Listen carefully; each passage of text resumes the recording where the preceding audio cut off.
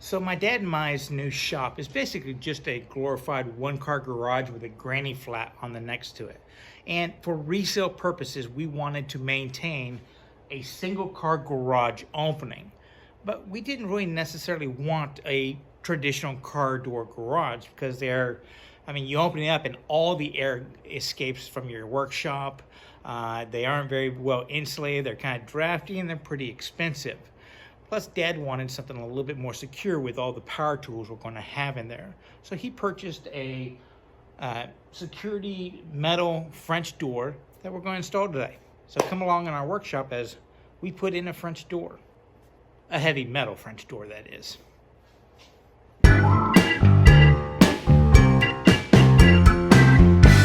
Now, because Dad was like a kid who found his Christmas present in the bottom of the closet and opened it up before Christmas, he already did the unboxing, so I'm going to let him explain to you what we got to install in this place. But look at the pallet that thing came on. Pretty cool. I might actually do a pallet project. We're here to finish, continue working on our shop.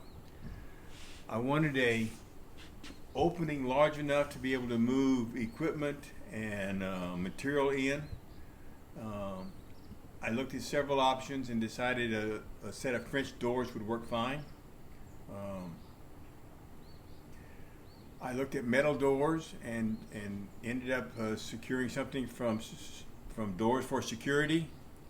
Why did you choose metal over just normal wood? Cost. The metal it would be stronger, and at the same time the cost was not that much different. I ordered from Doors for Security. They delivered it in 10 days after my order. It came on an 18-wheel truck on a big pallet. Came in the package with the two doors, this is one of them. The other one is there, and then some side supports that will go make the frame. What didn't come was instructions, so I'm having to figure out how to put together without instructions. But That's a Graham way. that's the Graham way. Now, we had a couple different options here for installing this. The French door is not going to take up the entire space, and that's probably what a lot of y'all run into if you go to the big box store. You just get one that's a little bit smaller, and then you can frame up the sides. We could go ahead and put the French door all the way on one side, but because we have an established hole right here, to make it look more uniform so that we can have even trim on each side, we're just going to center it in the hole, which means that we are going to have to build two small walls on either side and then fill in a small gap up top, just like if you're framing a normal door. So first step is we need to measure out and get the two sides built up. But Dad did make a comment, and he knows my math skill. He said it'd probably be better if we go ahead and assemble all the frame parts to take the measurements directly off that one, and then we can build the walls to fill in the space. He didn't trust my math.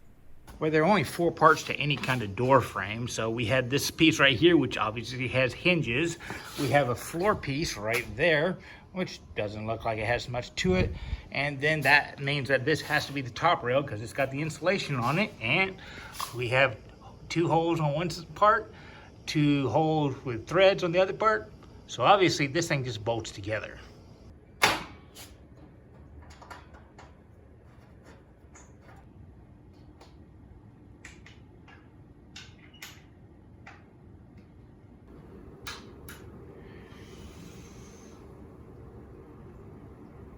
A little over 70 wide, 81 3/4 tall. What's the paint? What's the what? Hey, paint. What paint? When it goes the other way.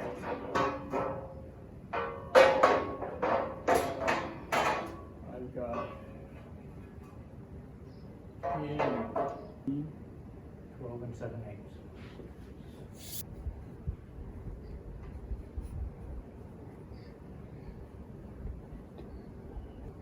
So if I subtract 3/4 from that, No, you add it. 3/4 would be 1.5 inches. 12/16. Measurement there, plus a measurement there. 22 and 7/16. No, No, 12 and 7/16. No. 22 divided in half is not 12. Together I get 24 and 7/8. Okay, 12 and 7/16. that sounds right. He did the math! Now, our garage already has a massive beam above it to support all that weight coming across, so we really don't need to worry about too much weight coming down. So our plan, so the opening is roughly 8 feet by 8 feet. So we're gonna make a top plate and a bottom plate. The two bottom plates are gonna be 12 and 7/16. Then we'll run a 2x4 down the sides, and we're going to put a 4x4 to anchor the whole thing. I just think it'll be a lot stronger that way, or Dad does. Right there. Now, normally when you have a beam running across, you have that shorter piece that runs down, but again, we're not having to worry about any weight right here. So for the little gap that's going to be up here, we're going to put a 2x4 across the top, and then whatever size spacers we need in there just to make it level. And then we'll just slot that door right in. What are you doing? Measuring twice? Yep.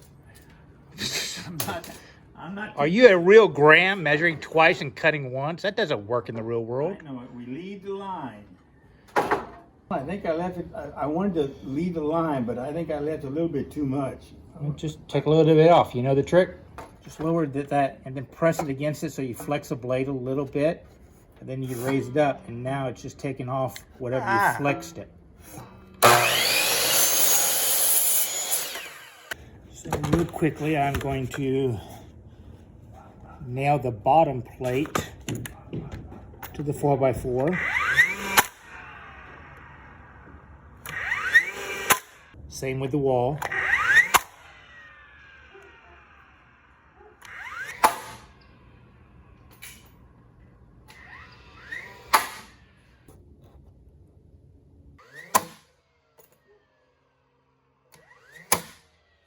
Okay, we're going to dab a little adhesive on the bottom of these and then probably later put a bolt through that to anchor it to the ground. I'm waiting!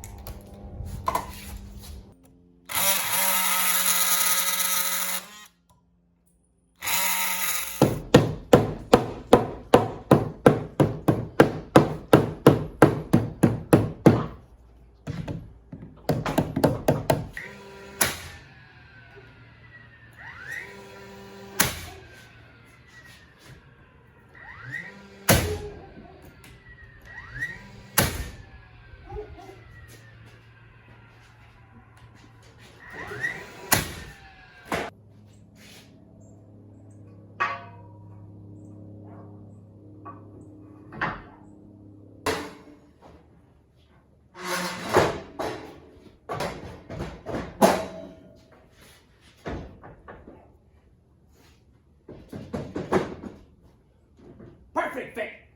Perfect.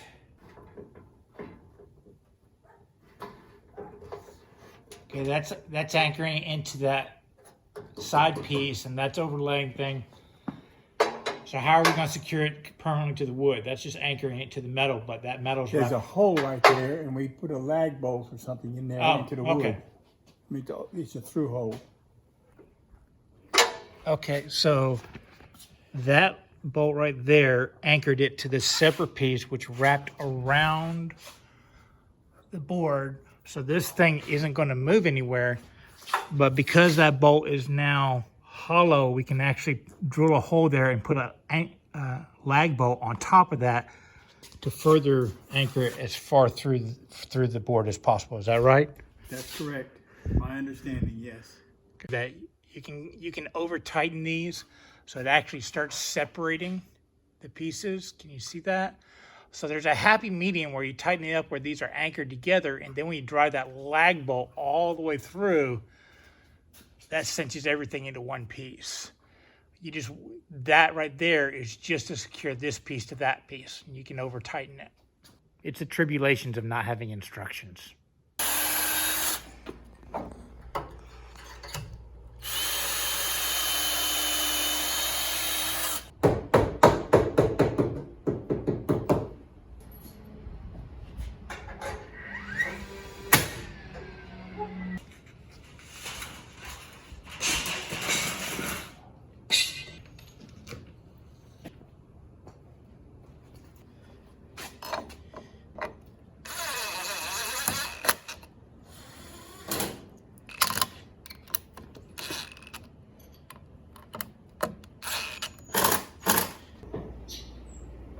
Put them on backwards.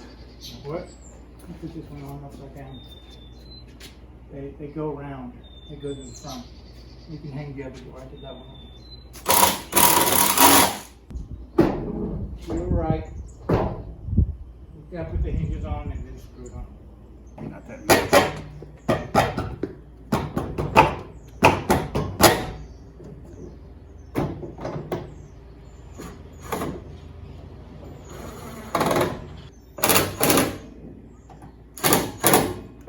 Dum dum ta-da! Does it close? Does it lock? Oh, we have doorage. Okay.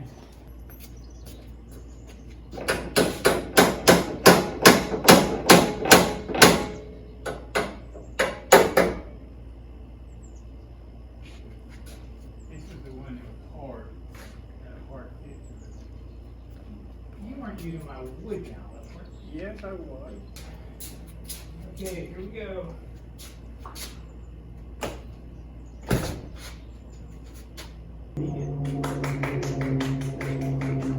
It's not finished. It's done. It's really amazing.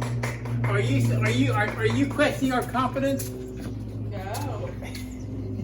You're on film doing that. What? You're on camera doing that. Oh.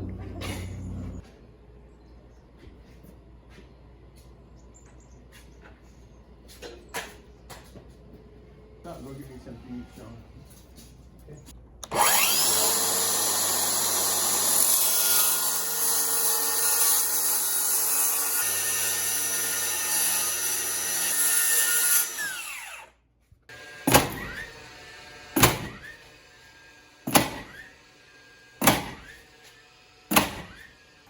Bump fire! The lock came without instructions, so I had to play with it. It took about an hour to figure it out, and it just came together. We've got a master key now that works with it. And once we get everything finalized in, you end up putting a new set of keys in, and it relocks it. So this key allows us to work with it. But it's nice, and it's a double lock, so it throws it twice. And I also can lock it from the inside. Right now, I've got to figure some more work with my little latch here because my door doesn't quite stay shut. So I've got to figure out something to do right there. But other than that, I'm happy. So any of y'all that have ideas on how we can adjust this one thing, this one little catch right there, because I do notice that it is from the factory farther this way than the locks, yet that right there is actually farther that way. So it's like a double whammy on that one little thing. But this one for the bottom deadbolt that you hand turn from the inside works perfectly fine. So if you have any ideas, just leave a comment down below.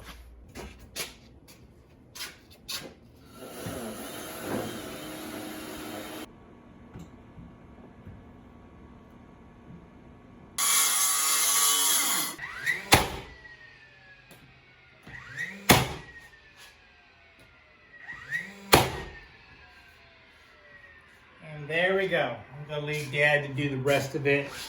Do some caulking, painting and stuff. But we now have steel doors. Nobody's getting into this shop unless, you know, they take a chainsaw to the wall. Oh, well, I hope y'all enjoyed this call. A few tips or tricks, or got an idea for installing some French doors for your place. These steel doors really did make it a lot easier. Y'all be safe and have fun. And remember, it's always worth the effort to learn, create, share with others. Doors done!